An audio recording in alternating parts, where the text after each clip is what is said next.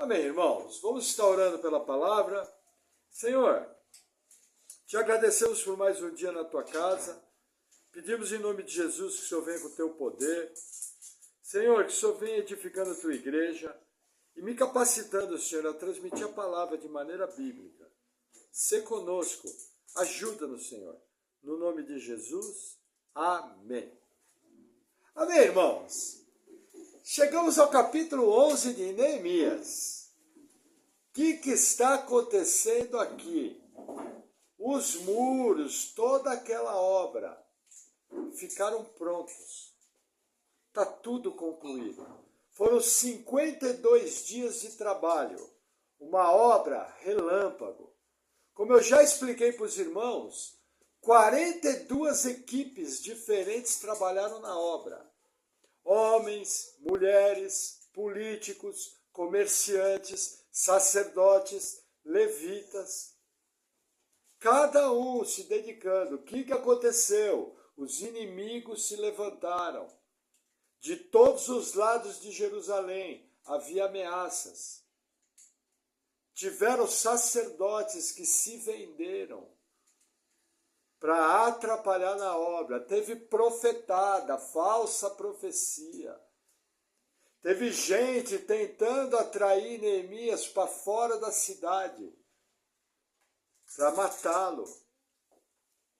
Muita coisa aconteceu. Teve denúncia, ameaça de denúncia, ameaçando de acusar Neemias de tentativa de golpe de Estado. E nesse ambiente completamente conturbado, o que nós aprendemos? Primeiro, Neemias era um homem focado. Neemias era um homem de estratégia. Mas não podemos esquecer que ele foi chamado e foi levantado por Deus para uma obra muito difícil. Veja, ele estava confortavelmente, ganhando seu bom salário, ao lado do rei Artaxerxes, na cidadela de Suzã. Ele era alto funcionário. E esse camarada, quando foi levantado por Deus, quando ele viu a necessidade, ele abriu mão de todo o conforto, mudou toda a prioridade da sua vida e foi para Jerusalém, não apenas com dano à sua carreira. Nós aprendemos juntos que várias vezes ele colocou a mão no bolso para sustentar a obra, para sustentar as pessoas. E várias vezes Neemias mostrou que ele era um homem de muitos talentos. Fez isso sozinho? Não, ele teve uma equipe. Mas principalmente se destacou o sacerdote Esdras. Esdras, nós aprendemos juntos, ele é considerado o segundo Moisés. Um escriba extremamente experimentado, conhecedor da lei de Moisés. Basicamente, Neemias trabalhou na parte das operações. Neemias trabalhou na parte da logística. Enquanto Esdras foi trabalhando na parte da restauração espiritual. E aí o resultado não podia ser outro. Trabalhou com dedicação, trabalhou debaixo da graça de Deus, trabalhou debaixo da unção do Senhor, com estratégias do Senhor. A obra foi concluída. Está tudo terminado? Não. Nós estamos diante de uma Jerusalém vazia. Nós estamos diante de uma ampla cidade devastada. Para vocês terem uma ideia, a população de Jerusalém, na época do exílio babilônico, ela ultrapassava tranquilamente as 500 mil pessoas. E nessa época aqui, a população não chegava a 100 mil pessoas. A cidade estava vazia, a cidade foi devastada. Isso quer dizer o quê? Que a própria economia da cidade estava profundamente abalada. Aqui vai acabar de complementar a verdadeira restauração. Por quê?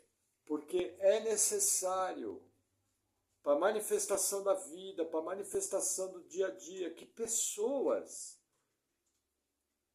estejam vivendo ali. Veja, da mesma maneira que a nossa fé, o que faz a nossa fé viva? A nossa fé é viva porque pessoas de verdade, de carne e osso, um dia foram alcançadas por Cristo. Cristo começou uma obra. Cristo está trabalhando no nosso dia a dia. Eu não sou crente apenas aqui na igreja. Eu sou crente no meu trabalho, eu sou crente na minha família. No dia a dia eu tenho problemas, no dia a dia eu tenho dificuldades, no dia a dia eu tenho lutas. Mas a fé é vivida por pessoas. Muitas vezes nós temos mania, veja, a parte espiritual da fé é importante, super importante. Deus é um Deus de milagres? Sim. Deus é um Deus sobrenatural? Sim. Porém, Deus é um Deus de dia a dia, sabe? Das nossas necessidades, de arroz com feijão na mesa, de gente que fica doente, de gente que é curada, de gente que tem problemas na família, gente que tem problemas no trabalho. Tudo isso faz parte da vida cristã. Nós temos que lembrar que a vida que o nosso Deus nos levantou para viver é uma vida prática, de dia a dia. E enquanto nós estamos aqui na nossa peregrinação aqui na Terra, eu sempre tenho que procurar entender esse aspecto prático da vida cristã. Eu tenho que tomar cuidado com o quê? Com os dois extremos. Eu tenho que lembrar da minha vida prática, pé no chão, necessidades diárias, realidades diárias, carências diárias. Mas eu tenho que fazer isso sem tirar os olhos de um Deus que age no mundo espiritual. De um Deus que ele realiza milagres. De um Deus que age de uma maneira em que nós não sabemos muitas vezes o que ele vai fazer. Mas temos expectativa de que ele vai fazer. E é dentro desse doce equilíbrio que nós temos que viver a nossa vida. Esse capítulo aqui, ele vai lidar de uma forma prática com a ocupação de Jerusalém. Mas ele também vai nos mostrar aqueles que cuidaram da parte espiritual. É muito interessante, como escritor, nós já vimos que provavelmente quem escreveu Neemias foi Esdras. E como ele, habilmente, ele consegue refletir o dia a dia daquela época. Então nós vamos ver no texto seguinte, que ele vai falar da vida dos religiosos, ele vai dar listas de nomes, ele vai dar funções que essas pessoas faziam. E principalmente nesse capítulo ele vai mostrar de maneira prática como que Jerusalém foi reocupada. E é isso que nós vamos ver em alguns versículos daqui para frente, amém? Então vamos lá, Neemias, capítulo 11, vamos começar pelo versículo 1 e 2.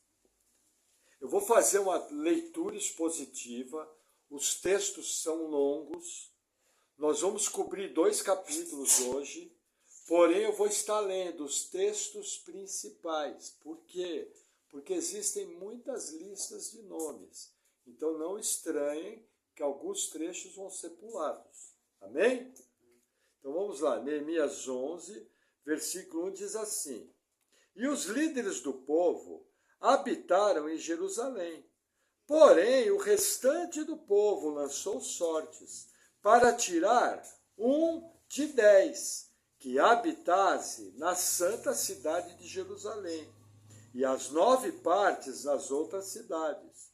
E o povo bendisse a todos os homens que voluntariamente se ofereciam para habitar em Jerusalém. Qual é a situação aqui? Veja, a cidade precisava ser habitada. A princípio, o versículo 2 nos mostra o quê? Que tiveram homens que voluntariamente falaram, não, eu venho para Jerusalém. Aí você vai falar para mim, eu vou falar, mas pastor, todo mundo queria viver em Jerusalém. Jerusalém era o fervo da coisa, da vida espiritual, o templo era em Jerusalém.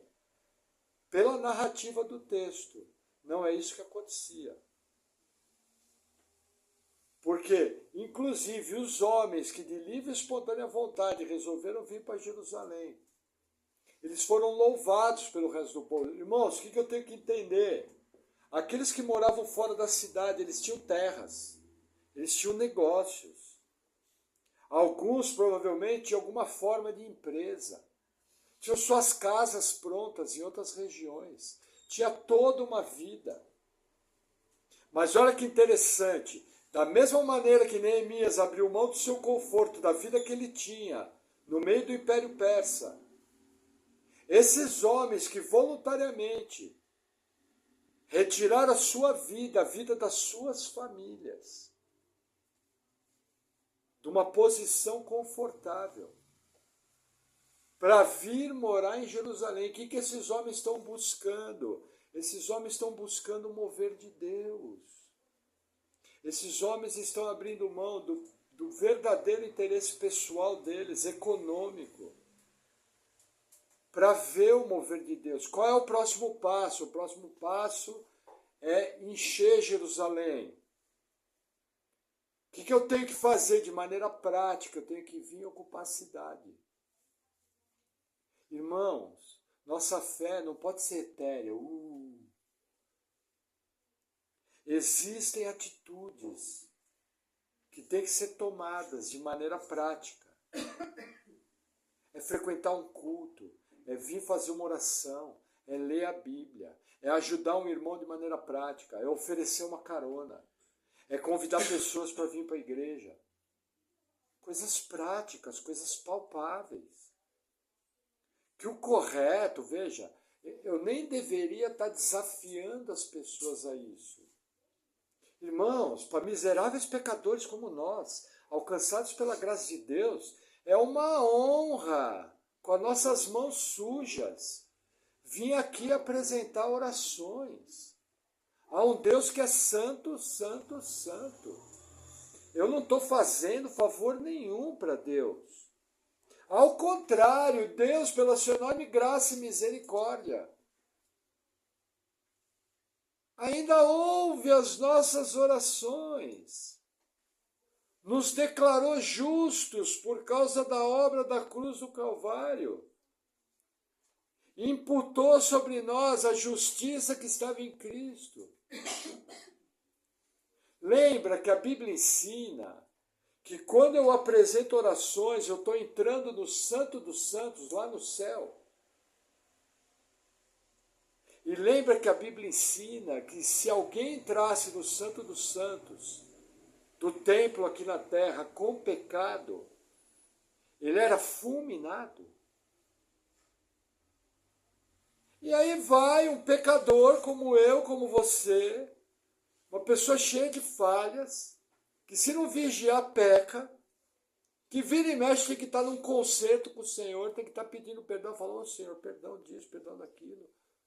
E aí você vai ousadamente, entra no Santo dos Santos, diante do trono de Deus, e apresenta suas súplicas e suas petições. Não apenas isso, um Deus santo é um só com o nosso espírito. Agora olha para a nossa vida e veja quantas imperfeições tem. Quantos pensamentos errados, quantas situações de erro. Mesmo assim o Senhor não desiste de nós. O Senhor acata. Por isso que eu tenho dificuldade com pessoa que é frouxo com Deus. Nós tínhamos sim que desenvolver um coração agradecido, um coração de compromisso. É uma honra estar sentado aqui. Ô pastor, mas hoje estava chovendo. Irmãos, tem gente que luta para ir para a igreja debaixo de bala. Tem gente que tem a sua família ameaçada. Tem gente que é expulso dos seus lares por amor a Cristo. Então, assim, é muito importante lembrar aonde nós estávamos quando Jesus nos alcançou. Eu posso falar por mim, a confusão em pessoa. uma vida tribulada, maldita, cheia de coisa errada. E aí Deus vem e me salva. E, sabe, não apenas isso, transforma o camarada num pregador do Evangelho. O que eu posso fazer nessa vida? A não ser me apegar firme com Cristo. E Ele de verdade ser o primeiro na minha vida. Não resta outra alternativa. Quando a gente entende realmente aonde Deus foi nos buscar e aonde Ele nos colocou, só resta compromisso, que nem essa turma aqui.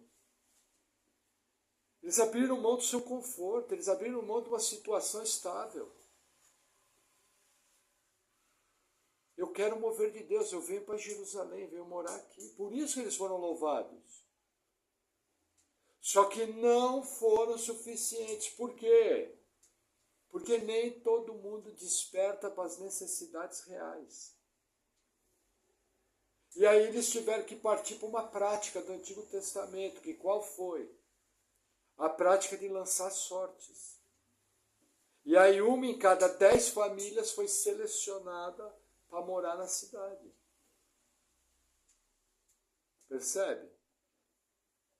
Pastor, como é que isso funciona? Eles entendiam que o sorteio, provavelmente feito pelo Urim e pelo Tumim, que eram 2 objetos que ficavam na roupa do sacerdote, do sumo sacerdote, eles entendiam, motivados pelo entendimento do Pentateuco, os 5 primeiros livros da Bíblia, que Deus ia garantir a resposta. E nós temos provas disso em todo o Antigo Testamento. Sempre que a sorte era lançada pelo Urim e pelo Tumim, Deus garantia a resposta correta. Coisa que eu não faço hoje. Hoje em dia tem gente que tem mania de jogar loteria na Bíblia, né? Camarada que é uma resposta de Deus, em vez de procurar a verdade da palavra, fica abrindo a Bíblia como se fosse sorte. Eu já fiz isso. Mas eu era novo convertido. Não conhecia as coisas. Hoje eu sei que se eu quero saber a vontade de Deus, eu vou procurar o que a Bíblia me fala sobre isso. Eu vou procurar um conselho sábio, eu vou procurar o conselho do meu pastor. Não vou ficar jogando loteria. Mas eu tenho que lembrar que em dias do Antigo Testamento, essa era a prática válida, orientada pela palavra. E assim foi. Amém? Vamos seguir no nosso estudo. Versículo 3.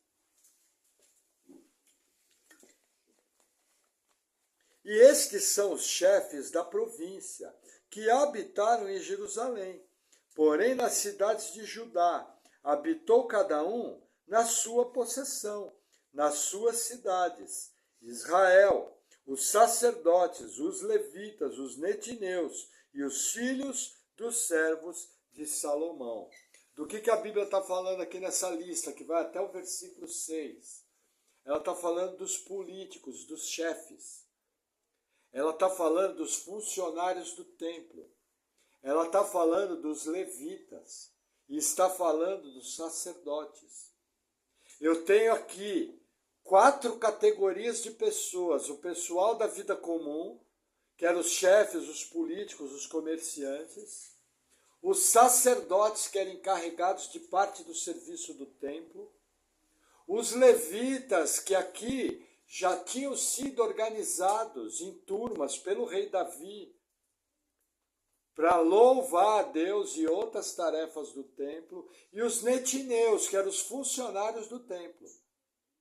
O que Esdras está querendo mostrar? Olha, todo mundo que de alguma forma estava envolvido com o serviço do templo, alguns deles passaram a morar na cidade, mas muitos deles moravam nas aldeias de Judá. E viajavam, faziam pequenas viagens para cumprir a sua tarefa nos seus turnos. Quer um exemplo bíblico disso? Zacarias, pai de João Batista, quando teve a visão do anjo que falou que Isabel, sua esposa, já em alta idade, a conceber. A Bíblia fala que ele retornou para a sua casa. E Isabel concebeu. Por quê? Porque ele era, lógico, 400 anos depois. Ele ainda estava nessa prática desses homens. Ele tinha toda a sua vida no interior, e quando chegava o seu turno, ele ia para Jerusalém para fazer o seu serviço. Aí ele cumpriu o seu turno, eram 24 turmas, espalhadas por todo o ano, e elas se reciclavam. Entrava uma turma, saía outra, entrava uma turma, saía outra, tudo muito bem organizado. Essa prática que está aqui. O que a Bíblia está ensinando? Olha, teve gente que ficou morando em Jerusalém. E teve gente que ficou morando fora, mas prestava serviço no templo e na cidade. E tinha que fazer pequenas viagens para isso. Amém? O versículo 7 continua dizendo: e estes são os filhos de Benjamim, Salu, filho de Messulão, filho de Joede, filho de Pedaías, filho de Colaías, filho de Maacéias, filho de Itiel, filho de Jesaías. O que está falando aqui? Aqui vai começar uma lista, até o versículo 15, de todas as famílias que estavam em Jerusalém. Esdras teve o cuidado, aqui são as chamadas Memórias de Neemias, que foram registradas pelo sacerdote Esdras. Deus vai dar a todas as famílias pelo nome. Pastor, o que eu aprendo com isso? Já expliquei para vocês. Primeiro ponto, pessoas viveram essa história de maneira real. Segundo ponto, Deus é um Deus pessoal que trata cada um dos seus servos pelo nome. Ele sabe nome, ele sabe endereço, cor do olho, cor do cabelo, ele sabe os medos, ele sabe o ponto forte, ele sabe o ponto fraco. Quando eu lido com textos assim, é isso que Deus está querendo nos mostrar, gente de carne e osso, que serve a Deus, como eu, como você. Não é algo... Amém? Vamos lá, versículo 15. E dos levitas, Semaías, filho de Assube, filho de Asricão, filho de Asabias, filho de Buni. Veja, aqui ele começa a lista dos levitas. Até o versículo 18. Eu não vou ler todo mundo. Tudo bem que você tem uma vontade enorme de dar o nome para o seu filho. Azibias. Vem cá, menino, vem cá, Azibias. Né? Imagina a lista. Jezubel. Brincadeiras à parte. Deus está mostrando os principais levitas que serviam. Esse pessoal cantava. O louvor era 24 horas por dia. E aí, se o culto durar 1h30, meu Deus. Não no nosso caso, que eu sei que os irmãos são apaixonados pela palavra. E os irmãos estão me aguentando há 10 anos. Né? Se estão aguentando há 10 anos, deveria cada um ganhar um prêmio. Mas, hoje em dia, nós vivemos uma igreja de consumo rápido. Se você falar em adoração muito longa, a turma já torce o nariz. Se você falar em palavra muito longa, a turma já torce o nariz. O levita cantava o turno dele inteiro. E aí saiu uma turma e entrava outra. Estão relacionados aqui. Continuando no texto, versículo 19. E os porteiros, Acube, Talmon, com seus irmãos, os guardas da porta, 172. Veja que interessante, gente. Aqui está falando da logística do templo. Vida prática. Quem eram esses camaradas? Esses camaradas faziam segurança. Esses camaradas faziam a guarda do templo. Na casa de Deus, na igreja do Deus vivo. Existem ocupações práticas. Precisa ter gente que varre chão. Precisa ter gente que limpa banheiro. Precisa ter gente que limpa vidro. Precisa ter gente que pinta parede. Aí você olha e fala, nossa, ser porteiro, o que é mais legal? Ser levita, né? Nós vamos ver mais à frente na narrativa que os levitas tinham maior pompa. E aquele ali é porteirinho. Mas esses camaradas são uma das coisas mais importantes que tinha. Eles guardavam a segurança do templo. De uma maneira prática. Quem separou eles? Deus. Não era qualquer um, não podia chegar e falar, eu vou ser porteiro. Não podia. Era gente selecionada por Deus. Por quê? Porque na obra de Deus, cada um tem o seu lugar. Todos somos sacerdotes, nação santa, raça eleita, povo de propriedade exclusiva do Senhor. Amém. Todos iguais, porém, com funções diferentes. Ah, pastor, eu não tenho papel no corpo, é porque você ainda não enxergou. Mas eu já vou, desde já, te dar um grande papel. Começa a se dedicar ao ministério de oração. E sempre que você tiver oportunidade, compartilhe o evangelho com alguém. Que você já está cumprindo o principal chamado que Jesus deixou. Ide por todo mundo, pregar o evangelho a toda criatura, fazer discípulos, batizando em nome do Pai, do Filho e do Espírito Santo. Mateus 28. Amém? Amém. Vamos seguir. Versículo 20.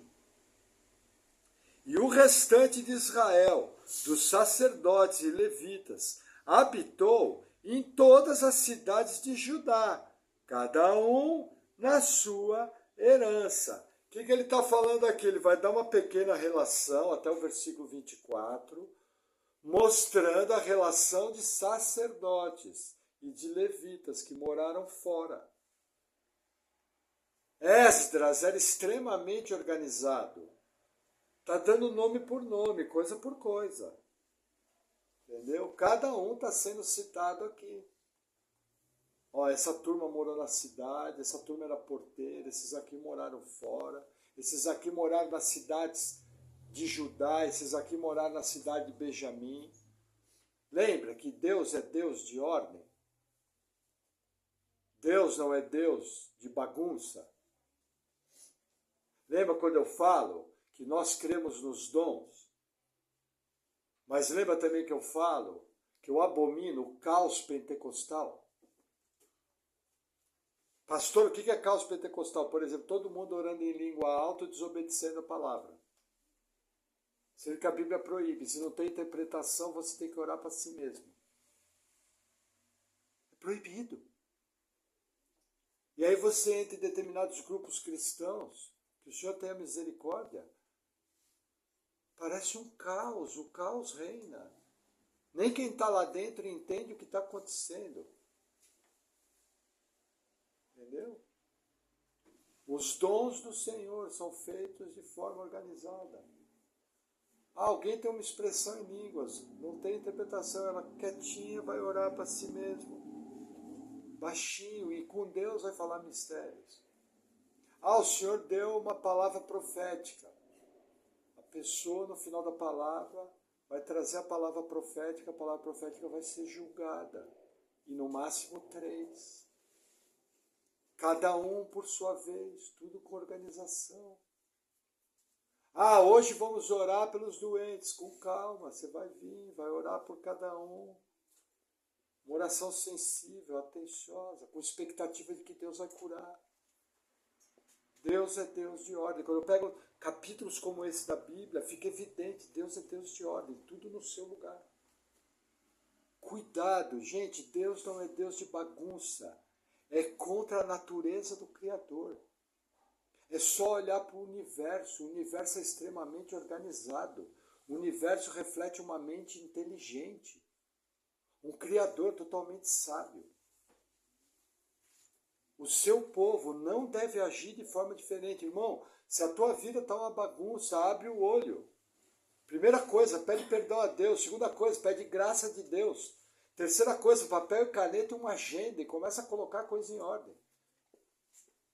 E com certeza o Senhor vai te capacitar, e dia após dia você vai acertar a sua vida.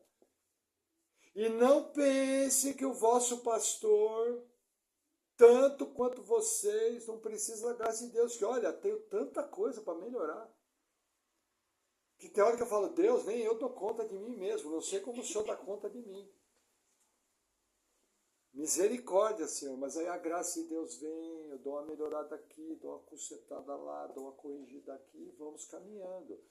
Dia após dia, prossigo para o alvo, a soberana vocação em Cristo Jesus. Amém. Mas o fato de eu não ser perfeito, estou falando de mim, não muda o alvo do Senhor, que é a perfeição. Na verdade, até um desafio. Você fala, nossa, que bom, meu pastor é feito de carne e osso, que nem eu.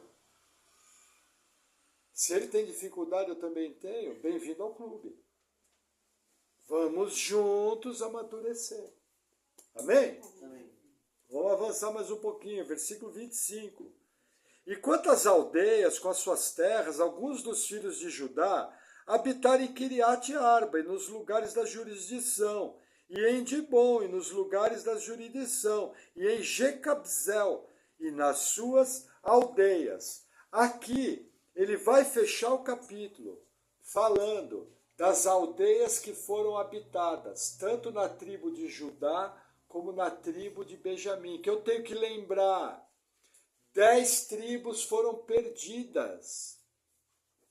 Quando os assírios vieram em 722, Samaria caiu, levaram o povo para o exílio. 10 tribos foram perdidas. Só ficaram a tribo de Judá, a tribo de Benjamim e a tribo dos levitas. E uma meia dúzia de gato pingado, que também se perdeu na genealogia, aqueles que migraram do Reino do Norte para o Sul.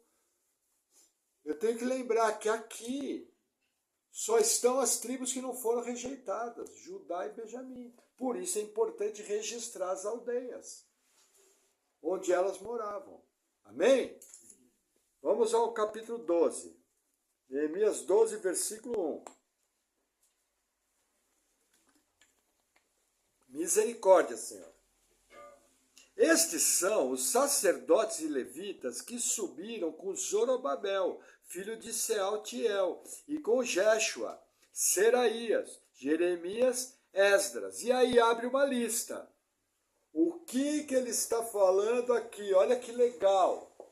Esdras teve o cuidado de fazer uma lista dos sacerdotes e dos levitas, que aproximadamente 100 anos antes, 90 anos antes, retornaram com Zorobabel, que era o governador. Nós estudamos isso juntos lá no capítulo 1 de Esdras. Esdras teve o cuidado de registrar tudo. Olha o cuidado desse homem, olha o zelo com a obra. Eu pergunto, será que você, quando fazemos a obra de Deus, manifestamos o mesmo cuidado, o mesmo zelo? É algo para se pensar. Não é verdade? Seguindo, versículo 8. E os levitas, Jéshua, Binuí, Cadimiel, Serebias, Judá, Matanias, estes e seus irmãos, dirigiam os louvores. Essa relação que vai aparecer aqui, olha o cuidado de Esdras. Esdras separa os sumos sacerdotes e os levitas que serviram no templo até os dias de Neemias. Ele anotou tudo, nada se perdeu. Tudo muito bem organizado, tudo muito bem registrado. O que eu aprendo aqui? Isso é uma prova física da providência de Deus, agindo até nas relações humanas. Tem coisa mais humana que uma lista de nome? Mais ou menos aqui é o seguinte, é um cartório com certidão de nascimento. Só que era a vontade do Senhor que o nome desses heróis da fé ficasse registrado. Só que nós estamos falando aqui de 90 anos de história, numa sociedade que não tinha tecnologia, mas essa sociedade tinha um Deus da providência, que provê tudo aquilo que nós necessitamos para realizar a sua obra na nossa vida. Isso aqui é um exemplo prático disso. E aí a narrativa continua, versículo 12. E nos dias de Joiaquim foram sacerdotes, chefes dos pais, de Seraías, Meraías, Jeremias, Ananias. Aqui a história continua. Aqui já não são sumos sacerdotes. São apenas os sacerdotes, que eram os auxiliares. Relação completa. Eu fiquei pensando, se fosse eu, mal ia registrar o nome do sumo sacerdote. Esdras, irmãos, que exemplo esse homem, extremamente caprichoso, extremamente cuidadoso. Que maneira que nós devemos se portar na casa do Senhor, que maneira que nós devemos organizar nossa vida cristã. Até a maneira que eu cuido da minha Bíblia, a reverência com que eu me aproximo da palavra, reflete a seriedade com que você encara as coisas de Deus. Os irmãos concordam que tem hora que eu sou desleixado? E que eu poderia melhorar? Ser mais caprichoso? Olha o cuidado desse homem. Ah, pastor, mas você está dizendo isso porque Esdras era sacerdote. Mas eu também sou. Pedro fala que nós somos sacerdócio real. Da mesma maneira que Esdras. E ainda temos o Espírito da graça, um só com o nosso Espírito, habitando em nós. Para nos capacitar para viver a vida cristã. Isso é algo para se pensar. O problema está com Deus que habita em mim? Ou o problema está comigo, que sou habitado por Deus? Na boa, hein? Eu creio que o problema está comigo. Quando algo não vai bem, o Deus que eu sirvo não pode falhar. Então o problema está com essa carcaça aqui. E eu preciso de mais graça de Deus na minha vida. Amém? Amém. Vamos avançar mais um pouquinho. Versículo 27. Aqui o texto muda.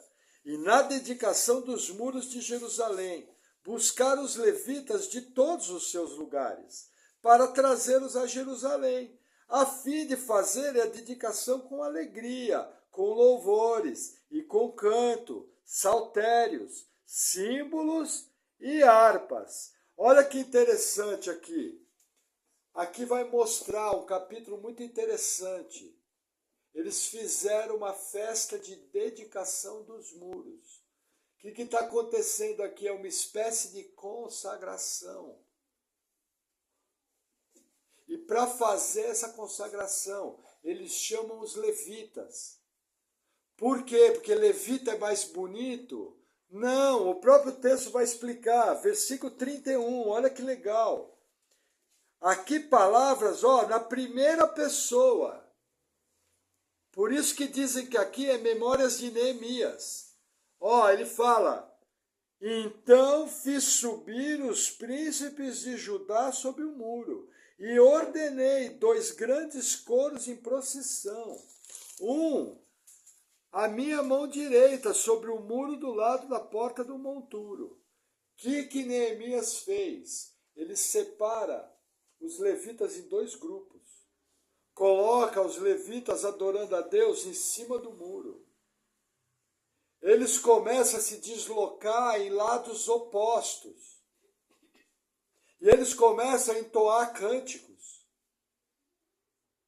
E a narrativa me mostra que o povo no meio entoava os cânticos junto. Olha a festa que eles fizeram. E aí você pergunta, fala, mas pastor, da onde que Neemias tirou? Colocar a turma em cima do muro, qual o registro? Onde que está essa orientação? Essa orientação não existe. Mas o que a gente percebe aqui?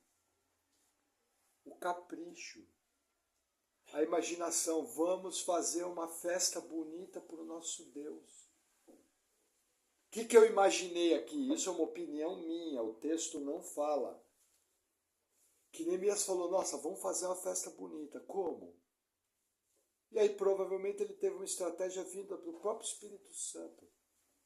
Sabe aquelas igrejas que são caprichosas?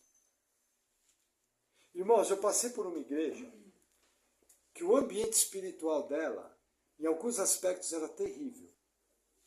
O pecado fervia. Mas lá naquela igreja tinha uma meia dúzia de irmãos, que eu tenho que reconhecer. Eles eram caprichosos com as coisas de Deus. Eles faziam as coisas no capricho. Era uma toalha bonita, era uma mesa bem arrumada, era um enfeite bem feito. Você via zelo da parte dos irmãos. Na Bíblia tem toalha de mesa? Não. Na Bíblia tem uma fruta bonita? Não. Mas as nossas atitudes refletem o que vai no nosso coração. Quando eu mostro capricho, quando eu mostro cuidado, aquilo transpassa o que está no meu coração. É o que Neemias bolou aqui. Uma festa linda. Linda num nível que, olha que interessante, versículo 43. E ofereceram no mesmo dia grandes sacrifícios e se alegraram, porque Deus os alegrara com grande alegria. E até as mulheres e os meninos se alegraram, de modo que a alegria de Jerusalém se ouviu até de longe. Olha que interessante, contagem, irmãos. Fique do lado de uma pessoa enjoada, você vai ver o seu astral onde é que vai parar. E fique do lado de alguém motivado em Deus. Você vai ver como você vai ficar pilhado. Irmãos, as más conversações corrompem os bons costumes, está no livro de Provérbios. Escolha sempre andar com pessoas que vão te motivar na obra de Deus. Andar com gente compromissada, andar com gente que tem alegria no Senhor, andar com gente que vibra. Gente apaixonada, gente que ama. Por quê? Porque as emoções nos contagiam. Como cristão, eu não posso me movimentar por emoções, senão fico órfão delas, fico escravo delas. Porém, as emoções dão cor à minha vida, as emoções dão cor à minha vida cristã. O exemplo que eu gosto de usar, alguém que foi curado. A pessoa estava para morrer, vai para a igreja, orou, Deus curou o câncer. A turma vai dar cambalhota, vai dar pulo, vai gritar, vai dar glória a Deus, vai dar aleluia, vai, sabe? Por quê? Porque está alegre, foi resgatado. Agora, você fica andando só com gente que te bota para baixo, só com gente que te põe para trás, gente que não quer compromisso com a obra de Deus. Como é que você acha que vai ser a sua vida? O próprio apóstolo Paulo fala, sede fervorosos. Fervor, gente. A maneira com que você canta, a maneira com que você oferece louvores, a maneira com que você ora, a alegria de poder ler a Bíblia, a alegria de aprender uma virtude espiritual. Quando você descobre algo novo na Escritura, você fala, nossa, Deus é demais. Esse é o Deus que eu sirvo. Esse é o Deus que eu amo, o meu Senhor. Isso é contagiante, gente. Tem crente que tem mais empolgação para ver um jogo de futebol do que para dar um glória a Deus dentro da igreja. E olha, irmãos, eu não defendo coisa automática. Tem gente que se mostrar lá e o diabo botou a pessoa doente. Cara, oh, glória a Deus, o cara responde automático. Não é isso que eu estou falando. Já viu que tem gente que dá glória a Deus até para maldição? A pessoa nem ouve, glória a Deus, amém. Mas, irmãos, não existe nenhum problema em você ser fervoroso. você cantar um louvor, você glorificar a Deus de todo o coração. Mas principalmente o que eu quero mostrar para você é esse princípio. Ande com pessoas que vão te desafiar a um degrau mais alto. Gente íntimo do Senhor, gente que se alegra do Senhor, gente que te contagia. Que você vai ver como você vai começar a caminhar melhor. E gente que é alegre no Senhor, gente que é contagiado pelo Senhor, faz a obra. Quer ver nosso último versículo? Versículo 47. Por isso, todo Israel, já nos dias de Zorobabel e nos dias de Neemias, dava aos cantores e aos porteiros as porções de cada dia, e santificava as porções aos levitas, e os levitas as santificavam aos filhos de Arão. O que está falando aqui? A grana chegava, tinha recurso, a turma levava dízimo, levava oferta. Lembrando que o dízimo é uma prática exclusiva do Antigo Testamento. Novo Testamento é oferta. Porém, não existe nenhum mal eu querer dar uma oferta no valor do dízimo. Por quê? Porque nunca ninguém ficou pobre. E é um número padrão. Porém, não é obrigatório. Pode ser 3%, 5%, 90%, que nem o dono da GC Lever. Aí vai de cada um. De maneira livre, proporcional, espontânea e alegre. Mas, irmão, quando Deus toca o nosso coração, a unção de Deus na nossa vida toca o nosso bolso. Curiosamente, nosso bolso se converte. Irmãos, outro dia, fiquei assim, balançado. Uma pessoa fora da nossa igreja, que não tem nada a ver com a nossa igreja, ofertou. E olha, não foi pouco. Eu olhei e falei, meu Deus, a pessoa nem congregar com a gente congrega. O que deu trelelê? Resolveu meter a mão no bolso e ofertar. Só pode ser Deus, mas veja. O que eu faço com uma pessoa dessa? A pessoa nem aqui congrega. Mas isso é reflexo, gente. Cuidado com o seu relacionamento com o bolso. Dinheiro é uma área sensível. Tem gente que se perturba por dinheiro. É necessário recurso prático na casa de Deus. Os irmãos sabem da nossa responsabilidade. Os irmãos sabem que a gente abomina o evangelho da prosperidade. Aqui nessa igreja ninguém faz negócio com Deus, nós ensinamos certo. Mas o que eu estou falando aqui é muito mais profundo. São pessoas que são envolvidas pelo mover de Deus de uma maneira tal que até a sua carteira se converte. E com a maior alegria elas trazem os recursos. Irmão, levita não podia plantar. Eu ainda posso trabalhar. Mas quando chega uma oferta, eu pago a luz, eu pago a água, eu pago o meu telefone. Ainda sobra um dinheirinho para pôr uma gasolina, para comprar uma cadeira, para comprar um material. Isso é bênção. Por quê? Porque senão eu ia ter que meter a mão no meu bolso e fazer. O que seria uma honra, né? Não sou bobo. Cada vez que eu meti a mão no bolso aí, o abençoado fui eu. Entendeu? Mas é uma questão de coração, uma questão do que é certo, uma questão de princípio. Que como nesse capítulo, nós possamos realmente de verdade ter prioridade, buscar realmente a Deus como primeiro, ser caprichosos na obra do Senhor, sermos fervorosos, ter um bolso convertido, uma vida cristã simples, porém onde de verdade Jesus Cristo é o primeiro, Ele é o amado das nossas almas. Amém? Amém. Vamos orar?